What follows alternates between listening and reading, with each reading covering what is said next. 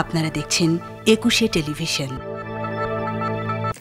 সর্বস্তরের মানুষের শ্রদ্ধা ভালোবাসায় সিক্ত হলেন প্রখ্যাত কথা সাহিত্যিক রাবেয়া খাতুন।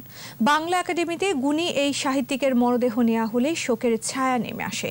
সেখানে তাকে বিদায় জানায় বিভিন্ন সামাজিক সাংস্কৃতিক সংগঠন। সহকর্মী শুভাকাঙ্ক্ষীরা বলছেন, বাংলা সাহিত্য হারালো এক বিরল প্রতিভাকে। আদিত্য মামুনের রিপোর্ট। ৮৬ বছর বয়সে এই প্রয়াণ যেন কাঙ্ক্ষিতই ছিল। তারপরও সব বিদায় বিষণ্ণ করে চারপাশ। রাবেয়া খাতুনের বিদায় যেন বিষণ্ণতার প্রস্থান। রাবেয়া খাতুন শেষবারের মতো এলেন তার প্রিয় প্রাঙ্গণ বাংলা একাডেমিতে। সহকর্মী, শুভাকাঙ্ক্ষী আর অগণিত মানুষের শ্রদ্ধা ভালোবাসায় সিক্ত রাবেয়া খাতুন।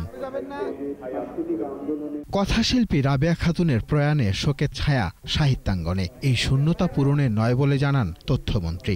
রাবেয়া খাতুন শুধু নিজে লেখিকা হিসেবে বাংলা সাহিত্যকে সমৃদ্ধ করেছেন তা নয়, তিনি তার পুরো পরিবারকে একটি সংস্কৃতিমনা পরিবার হিসেবে গড়ে তুলেছেন।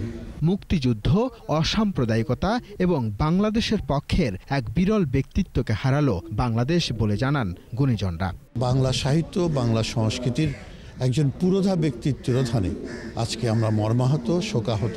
তারা যে কাজটা করে গেছেন সেটা যদি তরুণ প্রজন্মকে উজ্জীবিত করতে পারে, উৎসাহিত করতে পারে, তাহলেই তাদেরকে আমরা শ্রদ্ধা নিবেদনটা সার্থক হতে পারে। রাবেয়া খাতুন শুধু শিল্প সাহিত্য নয়, সামাজিক অসঙ্গতি তুলে ধরে মানবিক মনন তৈরির কাজও করেছেন সুনিপুণভাবে। এবং আমি মনে করি যে বাংলা সাহিত্যে তার যে কাজ সেগুলো টিকে থাকবে, অমরত্ব লাভ করবে।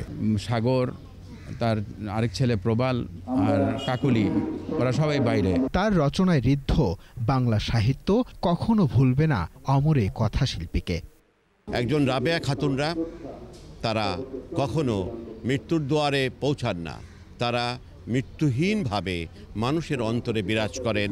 আদিত্য মামুন, একুশে টেলিভিশন, ঢাকা।